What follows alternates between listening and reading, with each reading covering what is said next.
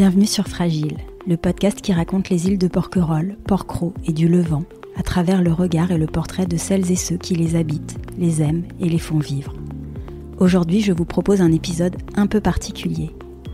Nous ne partons pas à la rencontre d'un habitant, mais à la découverte d'un projet européen d'envergure, à la croisée de la science et de la nature. Le projet Amiraré, pour action et méthodologie pour l'amélioration de la résilience des plages. Un projet qui questionne notre rapport à la Posidonie et plus globalement aux plages et à leur avenir face au changement climatique. Dans ce premier épisode, nous poserons les bases, comprendre ce qu'est le projet Amiraré, ses objectifs et comment il s'expérimente ici, sur les plages du Parc national de Porquerolles. Je suis Ingrid Blanchard, bienvenue dans cette première partie du documentaire Amiraré, agir pour la résilience des plages. Bonjour Eric et Nicolas. Merci d'être avec nous aujourd'hui. Eric, vous êtes chargé de mission, gestion et travaux en milieu naturel terrestre.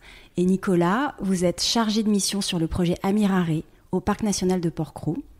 Aujourd'hui, on se retrouve pour parler d'un projet à la fois ambitieux, concret et très important pour l'avenir de nos plages méditerranéennes. Ce projet s'intitule Amiraré, un nom évocateur qui signifie admirer en italien.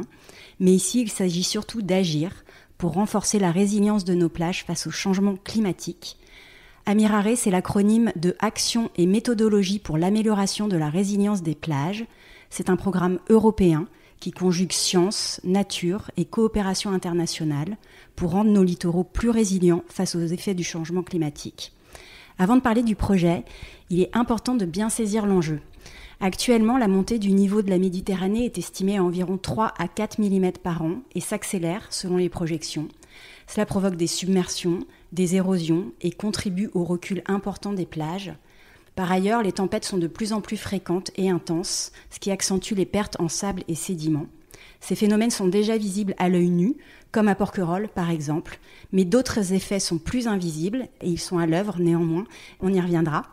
L'objectif de cet entretien, c'est bien sûr de faire comprendre aux auditeurs en quoi consiste ce projet Amiraré, comment il se déploie ici au sein du Parc national de Porquerolles, quel rôle joue la Posidonie et quels sont les enjeux pour la biodiversité, le profil des plages ou encore la gestion du flux des plongeurs. Et puis d'élaborer ensemble des pistes pour l'avenir.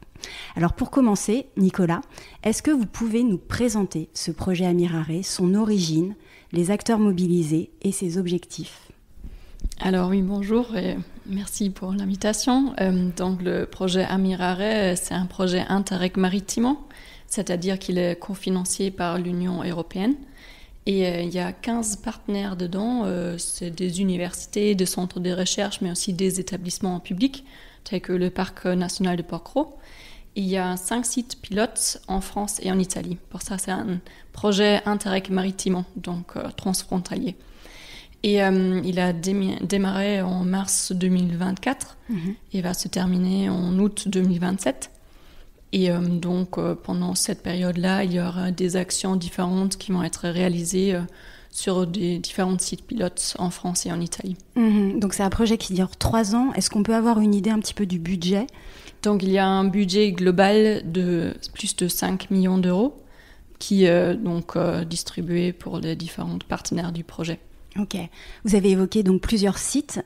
Peut-être, Eric, vous pouvez compléter en nous disant quels sont ces sites ? Donc ça porte sur 5 régions, la Toscane, la Ligurie, la Sardaigne, la Corse, la région PACA. La région PACA, c'est essentiellement les Alpes-Maritimes et le Var qui sont concernés. Donc le SMIAG qui œuvre sur les Alpes-Maritimes et nous, voilà, comme site pilote de la région PACA. Au sein du Parc national de Porquerolles, alors est-ce que vous pouvez préciser peut-être les zones territoriales qui sont concernées ? Est-ce que ce sont les îles, l'aire d'adhésion du parc ? Le Parc national intègre vraiment les îles, Porquerolles et Porquerolles, comme étant le centre de travail sur la gestion, sur l'expérimentation. Et ensuite, sa mission, c'est quand même de l'exporter au-delà. Donc on va travailler principalement sur les îles, c'est là où vraiment on va faire, en tant que gestionnaire, des actions très concrètes. Et après, en parallèle, on a commencé à travailler avec les communes du littoral, celles qui sont prêtes à s'y engager. Bien évidemment, oui, donc oui. c'est un partenaire vraiment important. Le Pradé, qui vraiment a montré un enthousiasme fort, et la Croix-Valmer, avec qui on travaille depuis quand même pas mal d'années sur les plages. Alors peut-être pour être vraiment très concret pour nos auditeurs, quels seront les bénéficiaires des actions qui vont être menées au sein de ce projet ? Alors pour moi, c'est le grand public. Toutes les personnes qui aiment bien aller à la plage, mais aussi les habitants. Je compléterai sur le fait que la plage, c'est vraiment un élément fondateur de notre territoire, que ce soit les îles. On est vraiment sur une zone littorale où il y a une confrontation entre la mer et la terre. On a toujours une tendance à séparer en fait cette gestion, à avoir une approche maritime. Le parc national, c'est un parc marin d'abord, puis on oublie la terre, sauf que les habitants, ils sont vraiment sur la terre, quoi. Et donc du coup, c'est d'arriver à concilier cette zone de transition qui est soumise, comme vous disiez, à de fortes pressions, avec le changement climatique notamment, mais le changement global plus généralement.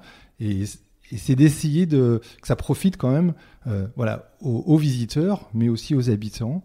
Et puis aux générations futures, quoi. Il va vraiment falloir travailler. Je pense que là, il faut vraiment avoir conscience que les modifications, c'est en train de s'accélérer. Et il faut qu'on arrive à anticiper, à avoir des prospectives.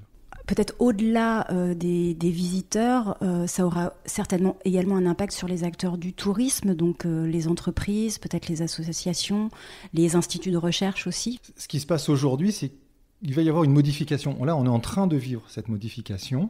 Notre paysage et notre territoire est en train de changer, d'évoluer. Il va falloir que les aspects touristiques, c'est une économie fondamentale pour la région et pour le territoire. Il va falloir qu'on s'adapte à ça. Et c'est aussi cette problématique-là qui crée le lien entre les sites pilotes en Italie et en France, que dans les deux endroits, le tourisme de la plage, c'est un secteur très fort de l'économie. Oui, puis l'idée du programme, c'était bien de mettre en lien les universités, la recherche, comme disait Nicolas tout à l'heure, et le territoire, et de l'ancrer sur le territoire. C'est pour ça que chaque région est responsable d'un site, pour vraiment expérimenter, et que non seulement la recherche fondamentale puisse apporter au territoire des éléments, mais que nous, on puisse après le valoriser. C'est utiliser toutes les technologies, pour nous aider à mieux appréhender le futur et accompagner dans la globalité l'utilisation de la plage. Pour les visiteurs, donc les externes, les habitants, mais aussi tous les partenaires socio-économiques qui peuvent bénéficier directement ou indirectement des bénéfices de la plage. Est-ce que vous pouvez nous expliquer dans les grandes lignes les différentes étapes du projet ? Dans un premier temps, il y a surtout l'estimation des impacts du changement climatique sur le système plage-dune. Après, une mise en œuvre des actions pilotes qui se basent sur des solutions fondées sur la nature, avec l'objectif de renforcer la résilience de ce système. Ça sera à travers d'une gestion plus durable des banquettes de Posidonie ou des projets de renaturation de dunes, etc. Après, une évaluation de l'acceptabilité et l'acceptation de solutions proposées par des acteurs socio-économiques, donc des touristes, entreprises, mais aussi des associations, etc. Et dans un dernier temps, le développement d'outils pour soutenir la gestion des plages dans le futur qui sera soumis aux effets du changement climatique. Alors, on entend, Nicolas, dans ce que vous expliquez, qu'une des originalités du projet, c'est vraiment son approche fondée sur la nature. J'aimerais que vous nous aidiez à comprendre comment fonctionne ce système plage, c'est vraiment le terme technique employé, système plage. Quelles sont les sources de sédiments, les phénomènes naturels qui sont à l'œuvre. Mais peut-être juste avant de parler de système plage, on parle souvent de résilience des plages. Qu'est-ce que ça signifie concrètement et en quoi est-ce que c'est vital aujourd'hui ? Aujourd'hui, on a des constatations. On sait que les eaux montent. Voilà. Sur les 30 dernières années, les eaux localement sont montées de 12 cm. Donc on le mesure. ça a une influence directement sur ce qu'on vit, qu'on constate sur Porquerolles. Les plages, on a vraiment le sentiment qu'elles se réduisent. La plage de Notre-Dame cet été, la plage de la Courtade. Mais c'est très visible. C'est visible, on le perçoit, mais c'est un peu comme la météo et le climat, c'est toujours un peu compliqué à donner des éléments vraiment évidents. Le concept de la résilience, c'est vraiment de partir, de dire comment est-ce qu'on peut atténuer les effets du changement. On va les avoir. On sait que l'eau monte. Pour 2050, tout le monde est d'accord sur une montée des eaux en général à 60 cm. 2100, c'est sûrement 80 cm à 1 mètre, et c'est peut-être même sous-estimé. On sait que ça va monter. Par contre, ce qu'on peut faire, c'est avoir des actions sur le terrain, concrètement, pour atténuer un petit peu ces effets-là, pas trop perdre notre sable, que les plages elles soient accompagnées de cette modification et garder quand même encore les caractères qu'on apprécie aujourd'hui. Aujourd'hui, on a des grandes plages blanches où on trouve de la posidonie, des banquettes de posidonie qui fonctionnent, il y a du bois flotté. Tout ce système a un fonctionnement et c'est d'essayer d'accompagner ce fonctionnement pour que ça résiste au maximum face aux effets qui sont inéluctables. Oui, on entend bien, Éric, cette idée que ce projet et d'autres certainement projets qui sont menés, c'est pas de sauver les plages du changement climatique, on est bien impuissant par rapport à ça, mais c'est d'atténuer vraiment ces effets-là. Est-ce que vous pouvez nous expliquer, peut-être Nicolas, le système plage, comment une plage fonctionne, les sédiments, le sable, comment ça marche ? Donc, de manière générale, comme tu l'as déjà dit, il y a des sources et aussi des phénomènes de perte de sable qui sont tout à fait naturels et normaux. Et parmi les sources, il y a par exemple l'érosion des falaises, du sol, après des apports à travers des fleuves et des rivières, des dunes aussi, des sites où il y en a, où le sable et le sédiment il va être apporté par le vent. Et en plus de cela, aussi des apports par des vagues. Donc, des échanges soit transversaux avec les petits fonds et l'estran, soit des transports longitudinaux, donc en parallèle du littoral.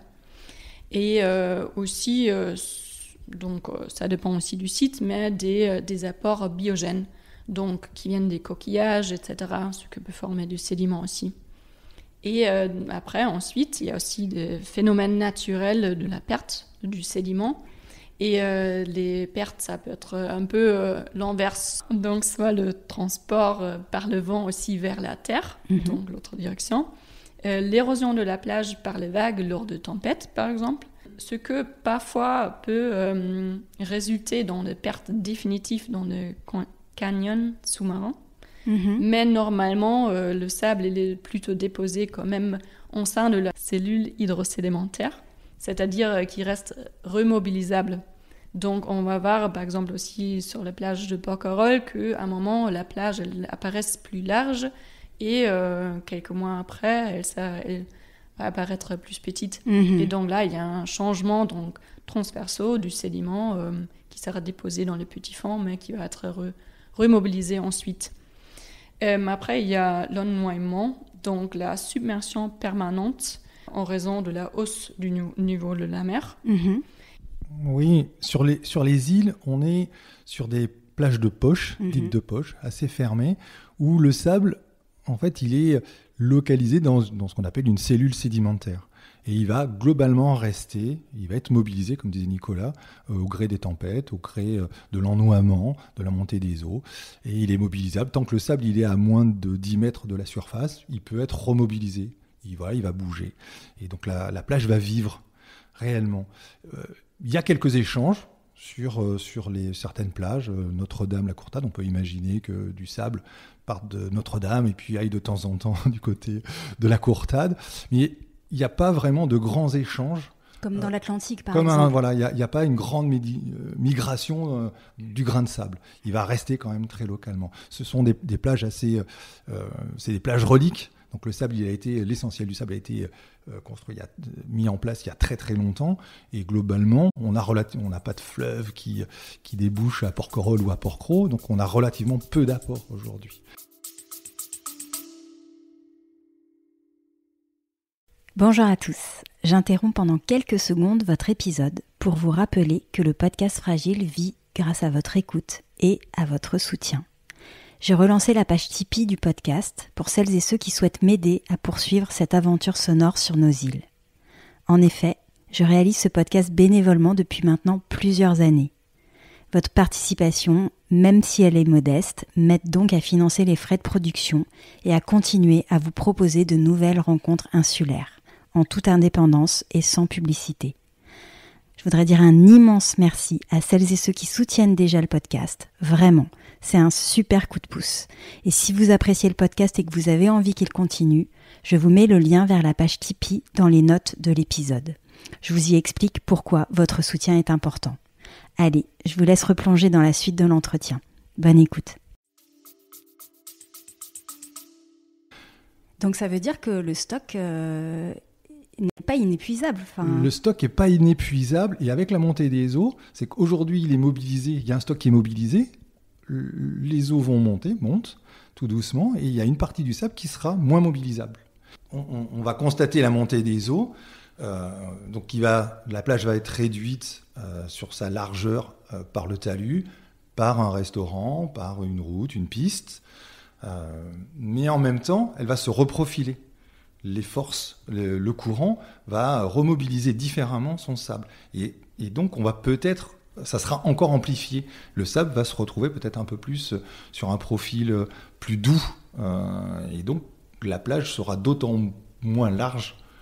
C'est pas simplement une montée des eaux, c'est aussi une reformation du profil de la plage. Mmh. Alors justement, dans ce système plage naturel dont on arrive vraiment bien à comprendre le fonctionnement avec vos explications, quel rôle joue la Posidonie ? Et peut-être avant de nous dire quel est le rôle joué par la Posidonie, est-ce que vous pouvez nous redire ce qu'est la Posidonie, en quoi elle est extrêmement importante pour la biodiversité et pour le vivant ? Alors, contrairement à ce que souvent pensé, c'est pas une algue, mais une plante à fleurs, donc terrestre, qui à un moment était terrestre et qui est retournée dans l'eau il y a 120 millions d'années, donc il y a très très longtemps. Et ici, on a un Posidonia oceanica, qui est une espèce endémique en Méditerranée, c'est-à-dire qu'elle pousse que en Méditerranée. Et il y a des autres espèces de Posidonie en Australie, en Nouvelle-Zélande. Et elle peut former des herbiers dans l'eau, donc un peu comme des prairies, entre 0 et 40 mètres de profondeur à peu près. Okay. 40, ça sera plutôt dans l'eau, dans des eaux très claires, par exemple en Corse. Et donc elle a une reproduction sexuée, mais elle se reproduit notamment et surtout de manière végétative, par bouturage, et elle pousse très très lentement. Donc, elle a une croissance du rhizome, donc des racines, verticale et horizontale, mais une croissance de seulement 1 à 3 cm par an. Oui, c'est vraiment minuscule. Je pense que c'est très important de le dire aux auditeurs, aux visiteurs qui, en voient certainement peut-être beaucoup et se disent, bon, ça a l'air de proliférer très rapidement, mais finalement, non, cette croissance, elle est très lente. Exactement. L'herbier, la partie au-dessous des feuilles, avec les rhizomes, ça forme une matte. C'est un système entre les racines et le sédiment en suspension dans l'eau qui est piégé à l'intérieur. Et cette matte, donc, elle a cette croissance verticale également.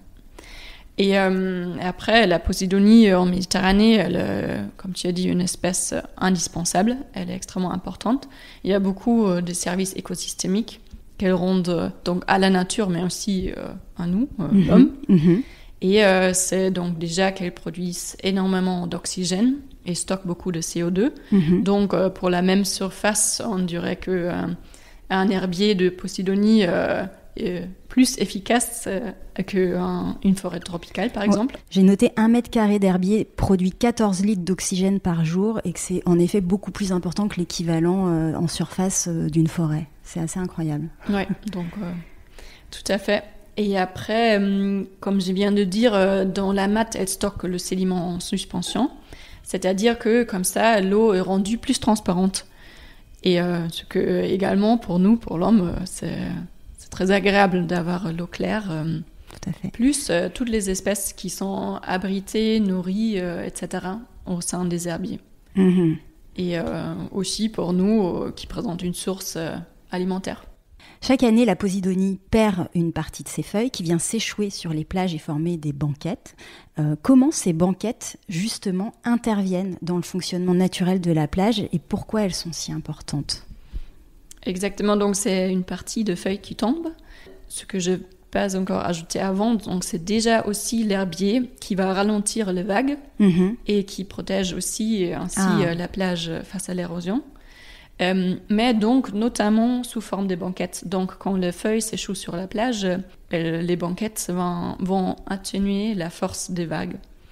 Et en plus de cela, la banquette aussi au fur et à mesure, quand les feuilles elles arrivent, les banquettes fraîches, elles sont moins compactes, il y a moins de sédiments piégés dedans. Mais au fur et à mesure, ces banquettes vont devenir des banquettes, on peut dire, anciennes. Donc, c'est-à-dire que les feuilles vont sécher, le sable il va être apporté aussi par le vent. Et donc, ça va former une construction assez compacte avec beaucoup de sédiments piégés dedans. Et comme ça, déjà, le sédiment reste piégé dedans, ce que pour nous est intéressant pour garder le sable sur la plage. Mais cela va aussi potentiellement augmenter la hauteur du profil de la plage. Donc, avec la montée des eaux aussi, c'est intéressant d'avoir des plages dire plus épaisse. Et en plus de cela, les feuilles de Posidonie contiennent des nutriments qui vont servir comme un engrais pour la végétation terrestre, donc qui, à son tour, va stabiliser la plage avec ses racines. Et additionnellement à cela, c'est aussi pour la faune des espèces animales qui profitent de cet micro-habitat, on peut dire avec la fraîcheur apportée par les feuilles, les nutriments, l'ombre, donc un cycle trophique qui se forme avec beaucoup des espèces qui dépendent des banquettes et des feuilles de Posidonie. Je voudrais juste compléter, justement pour revenir sur le terme de résilience. Pendant très longtemps, on a perçu la plage comme un espace minéral, c'est que du sable. C'est du sable. En réalité, c'est pas que du sable, c'est un mélange. Les grains de sable, ils se tiennent pas entre eux. Et c'est le fait d'avoir des apports de matière organique qui vont plus ou moins être dégradés, qui vont être mélangés au sable, qui vont donner de la stabilité et de la résistance à la plage et qui va la rendre plus résiliente, voilà, justement, aux coups de mer. Si on arrive à avoir un réel mélange de matière organique et de sable, là, on rend vraiment la plage un peu plus dure, plus forte, plus forte à résister aux aléas de la mer et de la tempête, quoi.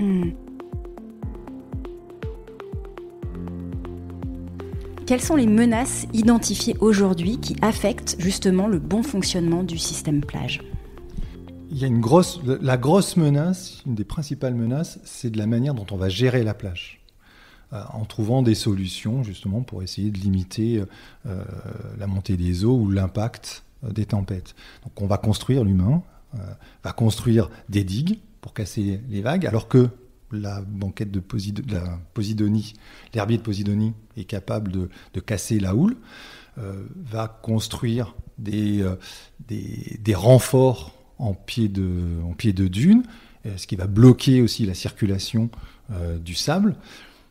Et on va empêcher en fait le fonctionnement normal, habituel des apports, du transfert du sable au gré des aléas climatiques. Mais d'autant plus quand on sait que la montée des eaux est inéluctable, c'est vrai que ça peut paraître un peu absurde de construire des barrages, des digues, ce genre de choses qui, à un moment donné, auront leurs limites. Non, aujourd'hui, il y a vraiment un consensus là-dessus de renaturation, de désaménagement justement des plages, parce qu'on s'est rendu compte que c'était une solution à très court terme. C'est parce qu'on avait vraiment cette perception de la plage, c'est du sable, donc on va bloquer le sable. Alors que la plage, c'est pas que du sable. C'est un fonctionnement plus complexe. Et du coup, on en a conscience maintenant et tout le monde, toutes les collectivités, les établissements publics, les gestionnaires, les communes, font la démarche inverse aujourd'hui et essayent de libérer un peu justement ce fonctionnement pour donner un peu plus de capacité à la plage à absorber les événements un peu critiques. Et Nicolas, tu identifies d'autres menaces pour le fonctionnement du système plage ? Alors d'autres, ça serait aussi la pollution chimique de l'eau ou l'augmentation de la turbidité. ce qui peut avoir des effets sur la croissance de la posidonie, des herbiers. Sinon, une autre menace, c'est la construction des barrages ou donc l'endiguement des cours d'eau, parce qu'à cause de cela, il y a moins des apports du sédiment qui peuvent arriver jusqu'à la mer. Les effets du changement climatique, évidemment. Sinon, ici, notamment le mouillage dans les herbiers de Posidonie, vu qu'on avait dit avant, la Posidonie, elle pousse très très lentement. Donc, quand un bateau jette l'ancre dedans et les arrache, la Posidonie, à cet endroit, elle va pas repousser, pas suffisamment vite pour recouvrir cet endroit où elle a été arrachée. Qui est un sujet d'ailleurs d'actualité avec les SMEL, les zones de mouillage à équipement léger, donc auxquelles, pour le coup, les habitants sont sinon sensibilisés, en tout cas, ils sont bien conscients du sujet. Oui, il y a beaucoup de gens qui font attention à ça, mais notamment l'été, avec beaucoup de gens qui louent le bateau, etc., qui ont moins d'expérience. Souvent, ils sont... Peut-être, c'est même pas une mauvaise volonté, mais... Une méconnaissance. Il manque des connaissances, etc. Donc, ça reste un sujet très important, le mouillage dans l'herbier.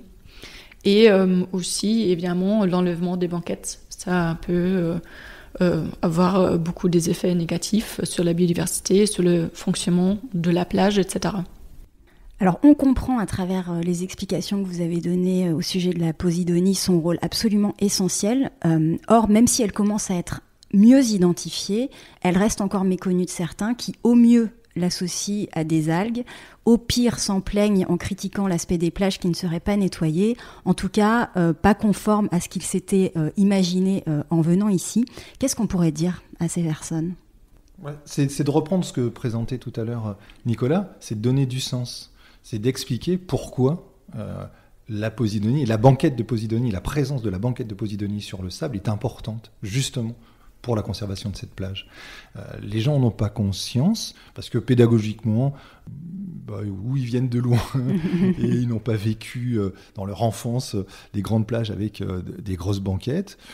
Mais dès le moment où on donne du sens à la présence de la banquette, et qu'elle fait vraiment partie de cet ensemble de ces plages un peu sauvages, là, il y a une acceptation. Et dans le programme Amiraré, c'est vrai, il y a cette entrée-là, vraiment, d'essayer de voir comment on peut travailler à améliorer cette acceptation aux gens qui, culturellement, ne la connaissent pas, ne l'ont pas pratiquée dans leur jeunesse, ne l'ont pas vécue. Alors, tu m'indiquais justement en préparant cet entretien, Eric, que par le passé, il y avait des panneaux de sensibilisation sur la Posidonie qui ont été retirés depuis, que c'était plutôt, à ton sens, une erreur. Donc, cette sensibilisation à la Posidonie, elle passe par quoi concrètement, selon vous ? Est-ce qu'il faudrait remettre ces panneaux ? Est-ce qu'il y a d'autres moyens, peut-être plus contemporains et modernes, pour sensibiliser les gens ? Est-ce que vous avez des idées ? Alors, au moins cet été, quand j'étais sur la plage, j'ai échangé avec les gens. Il y avait beaucoup de gens qui m'ont dit que ça serait bien d'avoir des panneaux. Donc, j'ai vraiment eu le retour que pour eux, je pense que le panneau, ça reste quand même... s'il n'y a pas trop de texte dessus, etc. Donc, il faut quand même rester conforme à les normes d'aujourd'hui, on peut dire. Mais je pense que ça reste un outil de sensibilisation important. Sinon, évidemment, dès qu'il y a des agents sur place, c'est toujours la meilleure manière, parce que je pense que comme ça, c'est aussi possible de combiner la connaissance avec de l'enthousiasme.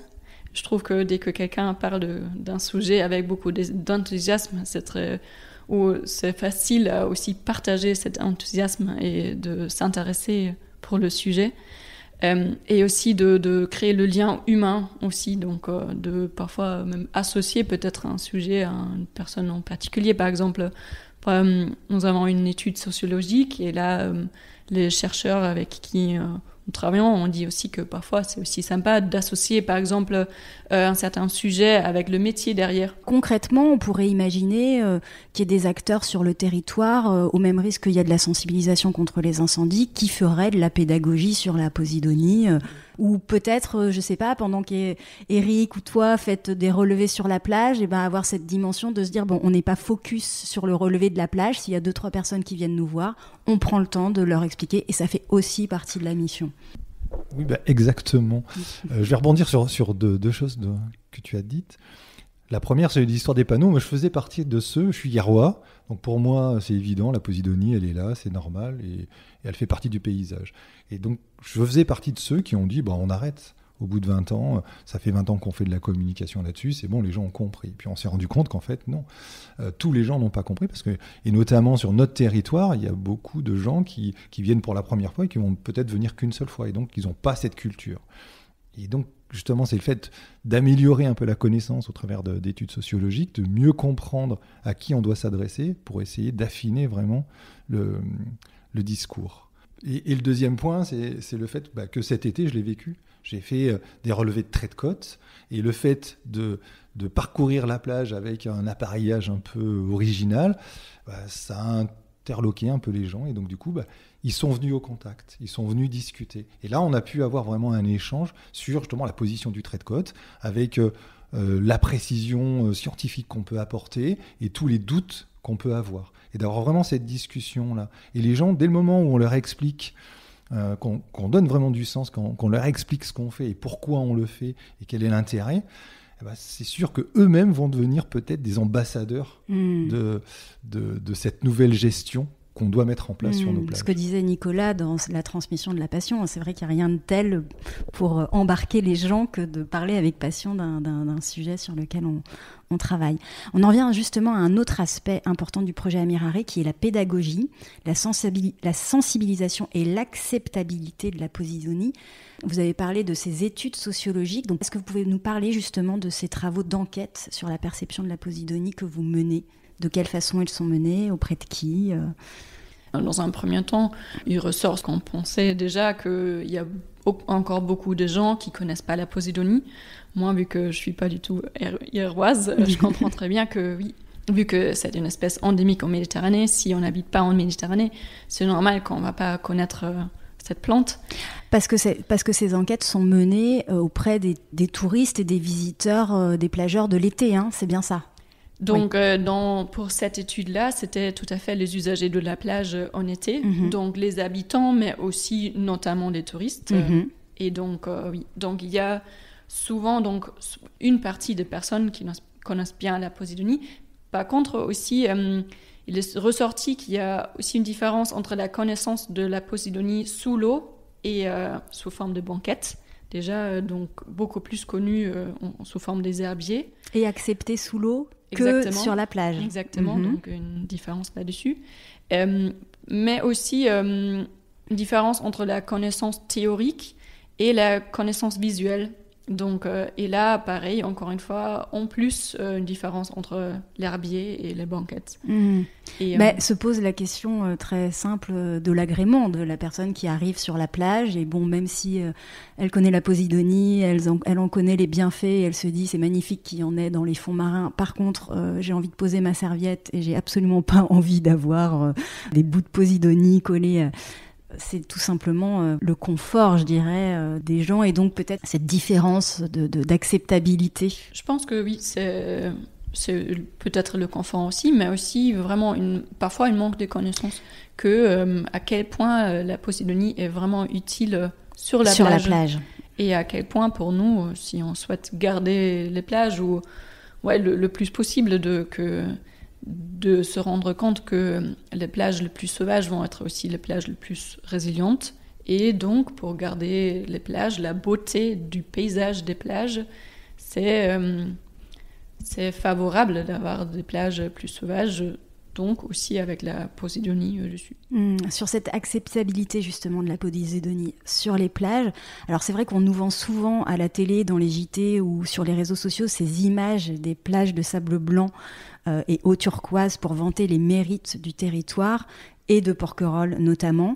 La région a lancé une campagne sur le caractère sauvage des plages qui s'intitule « Pour des plages de caractère », une charte qui propose aux maires et au grand public de s'engager à maintenir les banquettes de Posidonie le plus longtemps possible sur leurs plages, idéalement jusqu'à début juin, ou même de les laisser sur place pendant toute la saison. C'est vrai qu'on en a vu beaucoup plus cet été à Porquerolles notamment. Changer aussi l'image véhiculée par les médias sur les plages méditerranéennes, c'est un enjeu important, selon vous ?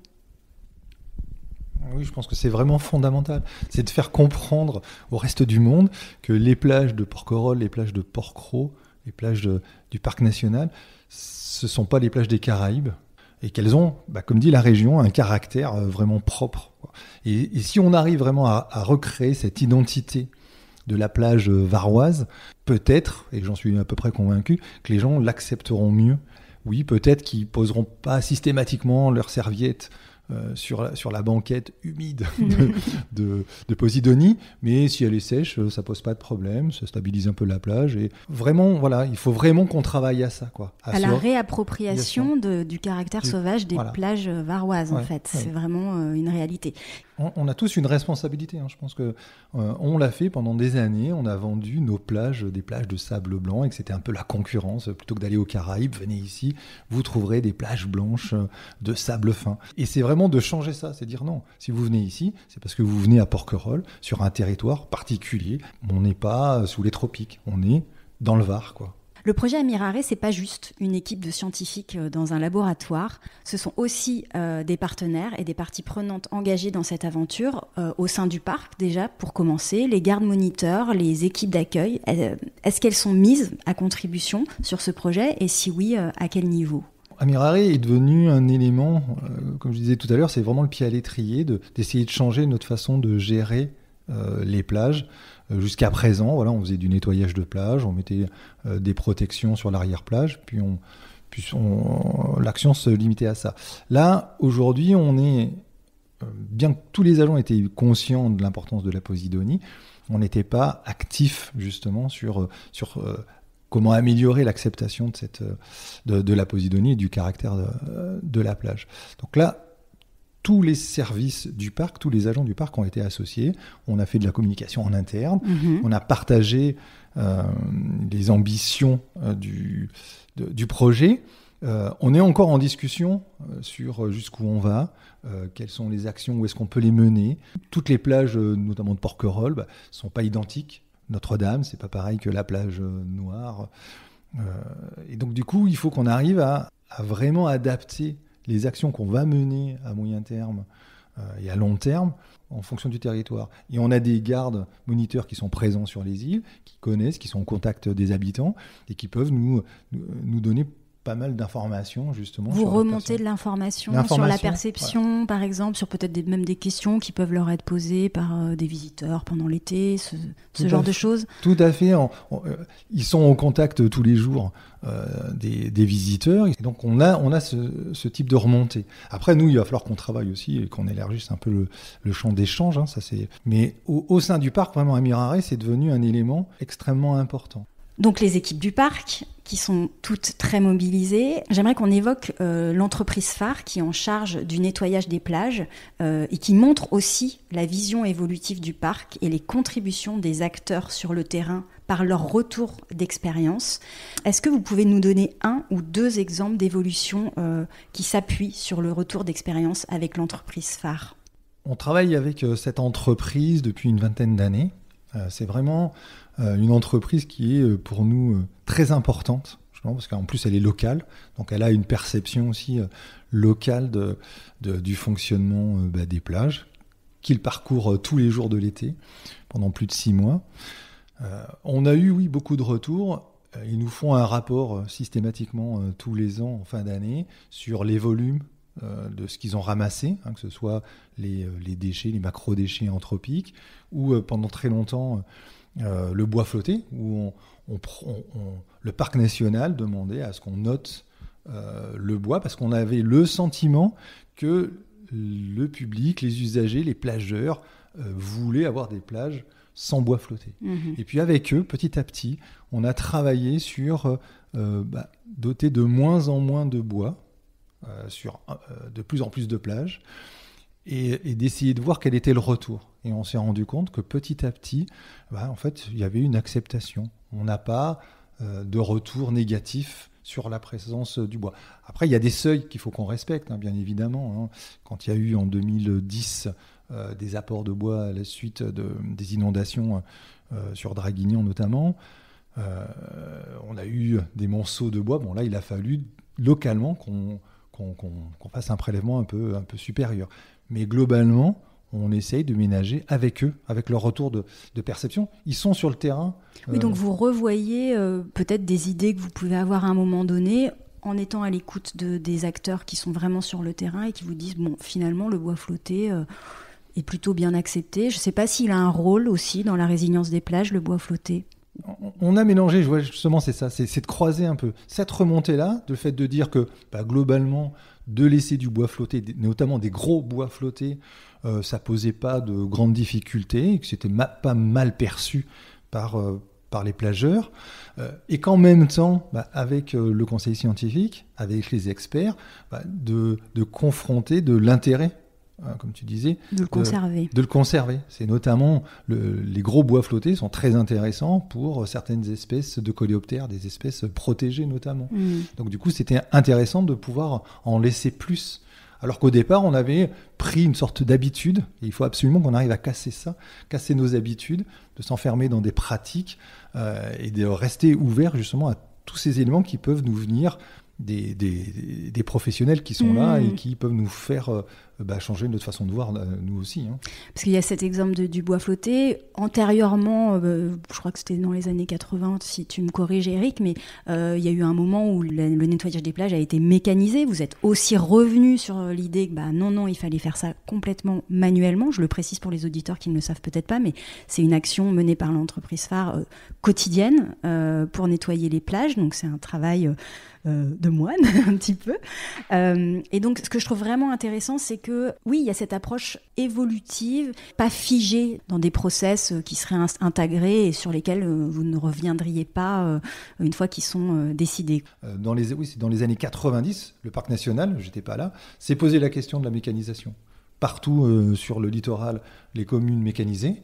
Et en se disant, oui, ça nous coûtera moins cher peut-être, ça sera plus efficace, puis les gens seront contents. Et donc on a fait de l'expérimentation, ils ont testé, donc les collègues du parc ont testé. Et puis en fait, on s'est rendu compte très rapidement que ça ne correspondait pas au territoire et à la philosophie du parc national. Et donc on est revenu tout de suite à une action de collecte des déchets. Et quand je dis déchets, c'est les apports anthropiques. C'est la marque anthropique. C'est de ne pas considérer la banquette de Posidonie comme un déchet, de ne pas considérer la grande masse de bois qui peut être apportée comme étant un déchet. Ici, on entend parler du travail de l'association Casque Vert. Est-ce que vous pouvez nous expliquer qui ils sont et quel rôle ils jouent concrètement à vos côtés dans ce projet ? C'est aussi un partenaire historique, ça fait plus de 30 ans que les Casques Verts sont présents. À l'origine, ils étaient plutôt orientés essentiellement sur la protection de la forêt contre l'incendie. C'était vraiment l'essence et la première action. Et puis petit à petit, en fait, ils sont devenus un partenaire pour nous et un prestataire d'action, parce qu'ils ont acquis une compétence d'action sur la matière de l'entretien forestier, mais aussi sur les plages. Ils nous permettent d'avoir une approche aussi très sur des micro-chantiers. Ce dont on a besoin sur le territoire, c'est d'avoir des actions légères, fines, à la limite même qui ne se voient pas, mais qui ont une incidence importante sur le littoral. Et donc c'est eux qui posent ou modifient la position notamment de tout ce qu'on appelle les mises en défend, les clôtures d'arrière-plage, les ganivelles. Les mises en défend, peut-être, pour l'auditeur Les mises en défend, c'est poser une clôture qui va gérer un peu le flux de circulation des gens pour éviter qu'ils aillent piétiner, écraser une station, une présence d'une espèce végétale, par exemple, ou animale. Donc ça, ce sont les Casques Verts. C'est les Casques Verts qui en font. Donc ils travaillent avec vous. Ils travaillent avec nous. Ils ont une expertise maintenant qui est, je dirais pas qu'ils sont autonomes, mais vraiment ils sont capables maintenant de nous, pareil, comme l'entreprise phare, de nous apporter des éléments en disant attention à tel endroit, ça serait bien d'intervenir. Et donc là, on se concerte et puis on affine un peu les actions.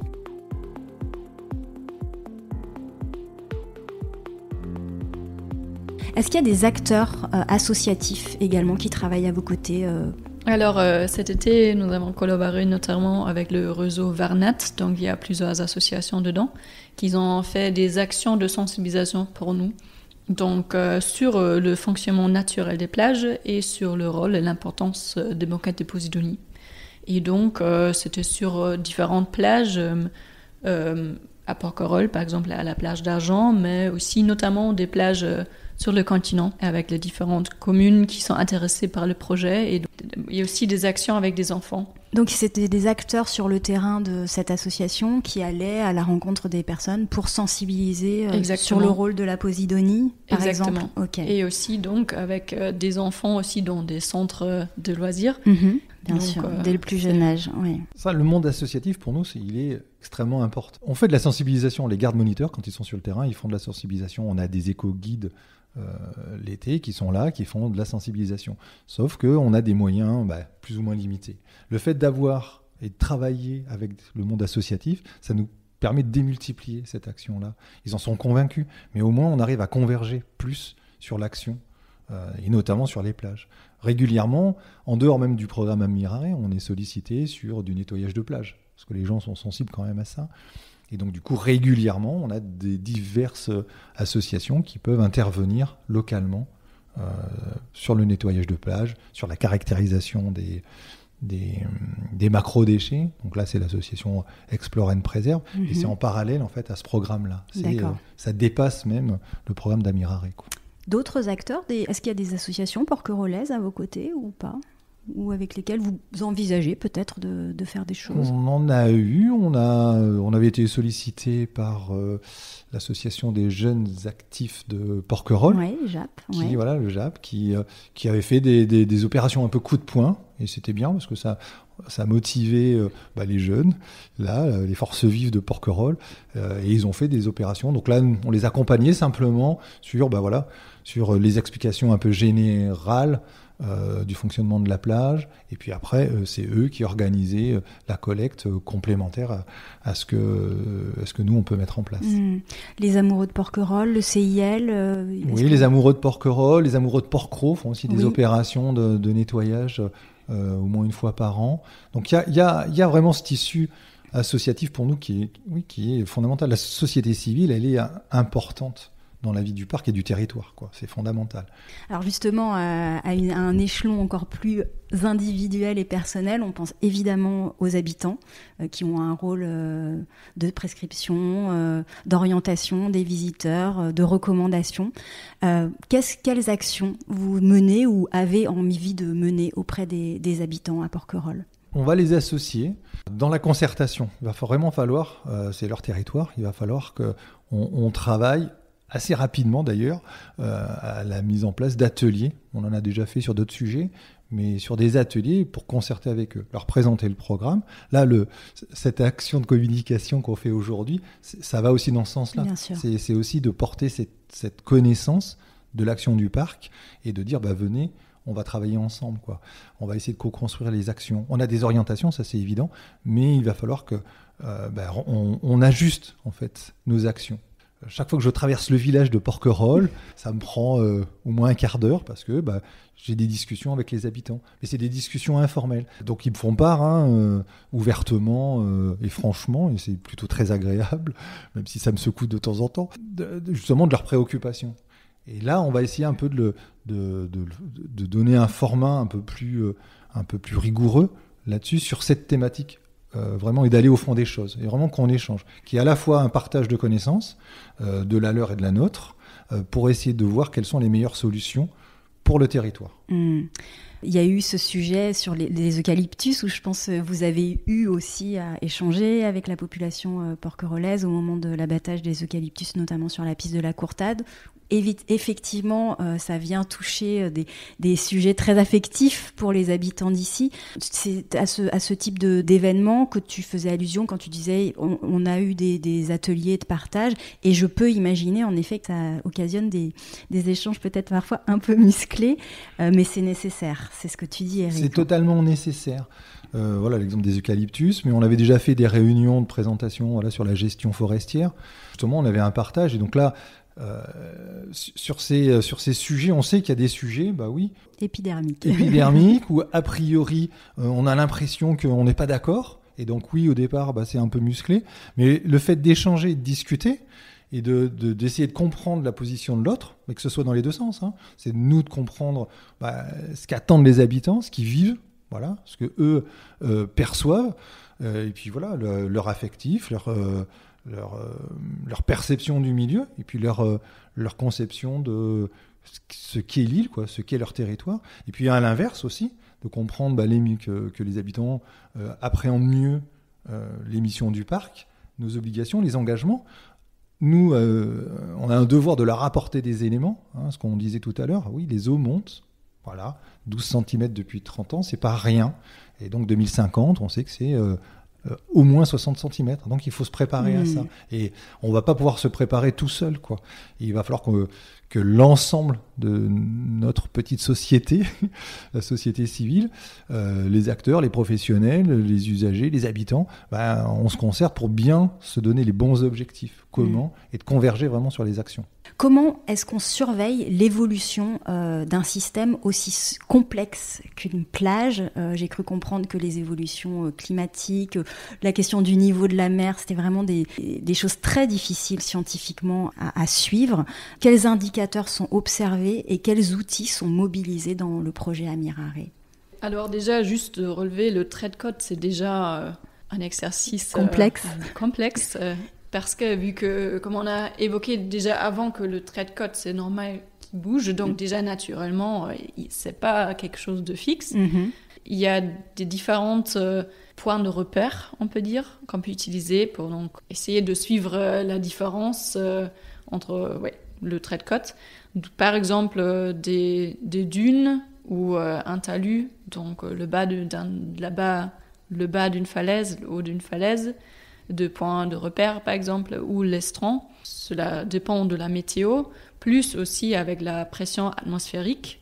En Méditerranée, c'est surtout la pression atmosphérique qui joue sur la marée, qui va résulter dans des relevés de traits de côte potentiellement différentes. Dans le programme Amiraré, pour compléter, une des phases, c'est d'essayer de voir les technologies qui peuvent nous aider à suivre les modifications et le fonctionnement de la plage. Donc ça va être notamment, comme disait Nicolas, le trait de côte. Ça va être aussi de mieux suivre les banquettes de Posidonie. Comme ça fonctionnait bien jusqu'à présent sur nos plages, on ne faisait pas énormément de suivi de la banquette elle-même, de savoir à quel endroit elle était, à quelle fréquence elle revenait. Ce qu'on disait tout à l'heure, cet été, il y a eu beaucoup de banquettes. Plage d'Argent, il y a eu énormément de banquettes de Posidonie, ce qui n'est pas fréquent. Mais pourquoi ? Ça, on a un peu de mal. Donc, on va utiliser d'autres techniques. On va utiliser du drone, notamment, pour faire de la photogrammétrie.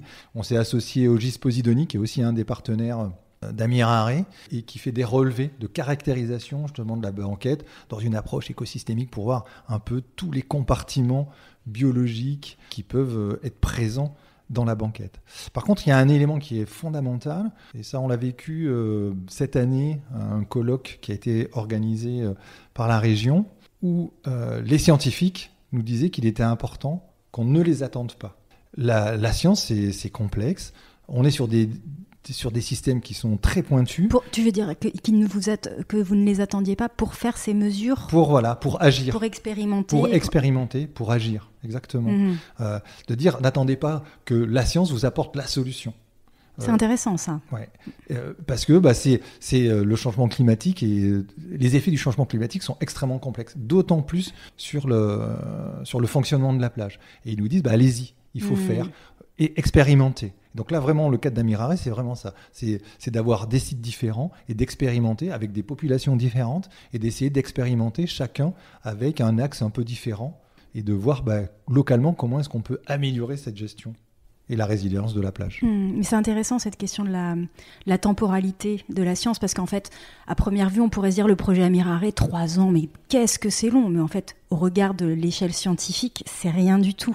Et on comprend finalement aussi que ce projet, ça va être une amorce de quelque chose plutôt qu'un projet qui va délivrer des choses très figées. Ça, c'est aussi quelque chose d'important, parce que comment les personnes qui sont un peu éloignées du domaine scientifique peuvent se dire mais ça n'avance pas, de toute façon c'est toujours la même chose. Voilà, cette mesure du trait de côte dont on pourrait se dire c'est pas compliqué, on va sur la plage, on prend des mesures, on prend des photos, elle n'est pas si simple, parce qu'il y a beaucoup de variables scientifiques qui interviennent. Justement sur ces mesures, tu en as évoqué tout à l'heure Eric, avec en 30 ans, 12 cm, c'est ça, d'augmentation du niveau de la mer. J'ai d'autres chiffres, alors qui vont peut-être faire un peu frémir, mais je pense que c'est important que tout le monde en ait conscience. Entre 93 et 2012, sur le territoire, donc ici, l'élévation du niveau de la mer constatée a été de 2,5 mm par an. On approcherait les 3 mm par an dans les années à venir, on l'a dit. Les collectivités annoncent une montée des eaux de 60 cm d'ici 2050 et 1 mètre d'ici 2100. Voilà, je laisse un petit peu le temps aux gens de s'imaginer ce que ça peut produire. Plus globalement, à l'échelle mondiale, 70% des plages de sable dans le monde sont en érosion. Et selon le GIEC, donc le groupe d'experts intergouvernemental sur l'évolution du climat, une élévation moyenne du niveau de la mer de 0,23 à 0,53 cm d'ici 2100 pourrait entraîner une multiplication par 2,65 des zones de côte reculant de plus de 100 mètres.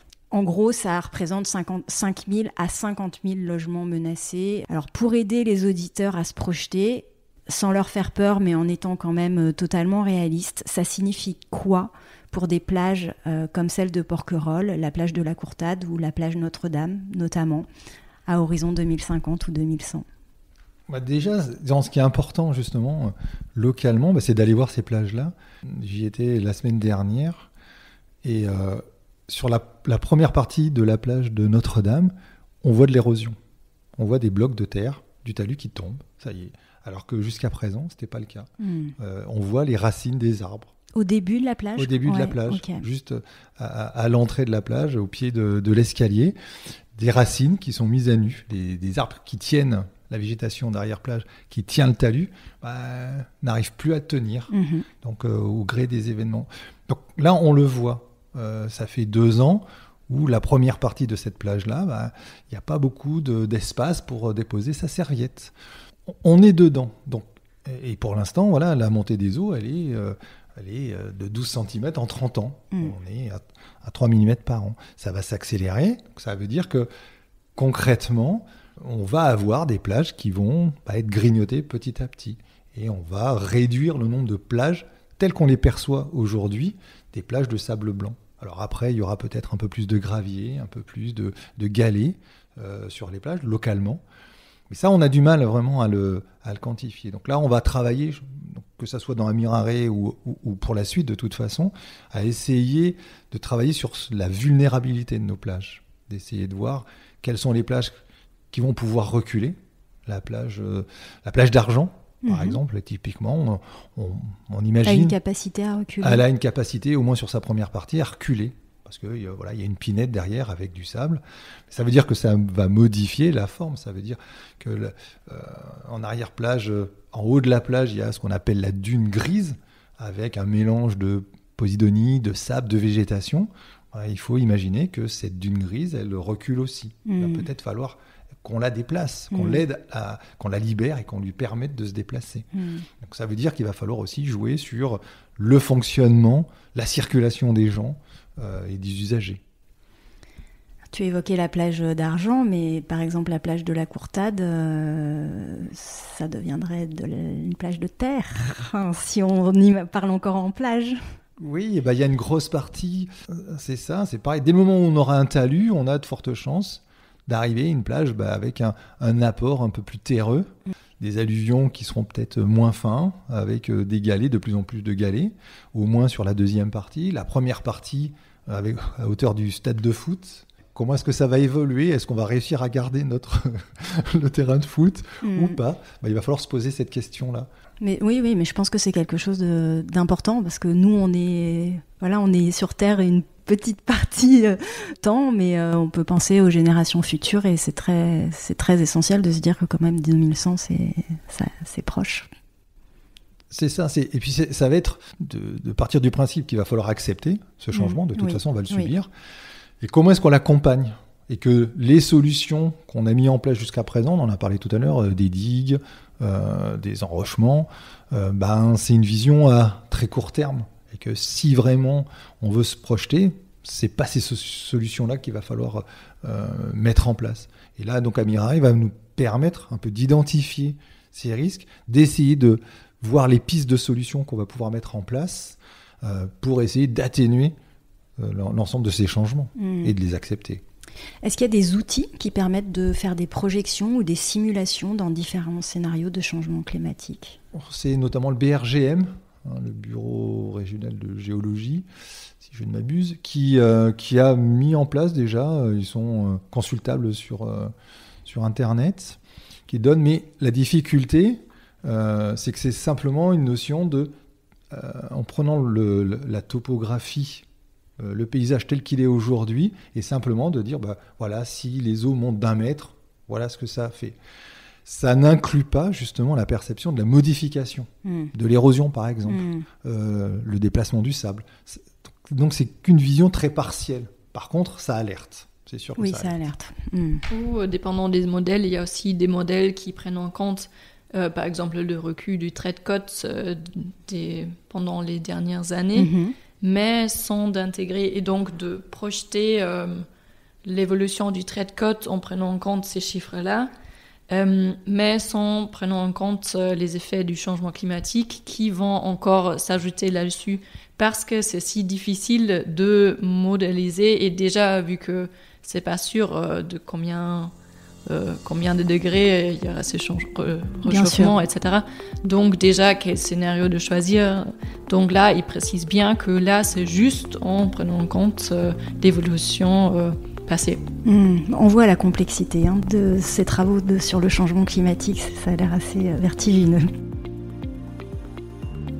Pour découvrir la suite de notre entretien avec Éric et Nicolas, rendez-vous dans le prochain épisode. Et pour en savoir plus sur le projet Amiraré, retrouvez toutes les notes de l'épisode sur le site fragileporquerolles.com. Si ce n'est pas déjà fait, vous pouvez toujours vous abonner au podcast Fragile sur Apple Podcasts, Deezer, Spotify ou toute autre plateforme d'écoute. Cela vous permettra d'être notifié des nouveaux épisodes tous les 15 jours. Et si cet épisode vous a plu, vous pouvez mettre 5 étoiles sur Spotify et sur Apple Podcasts avec un petit commentaire. C'est la meilleure manière de soutenir le podcast et ça me fait toujours infiniment plaisir de vous lire. On se retrouve très vite. À bientôt.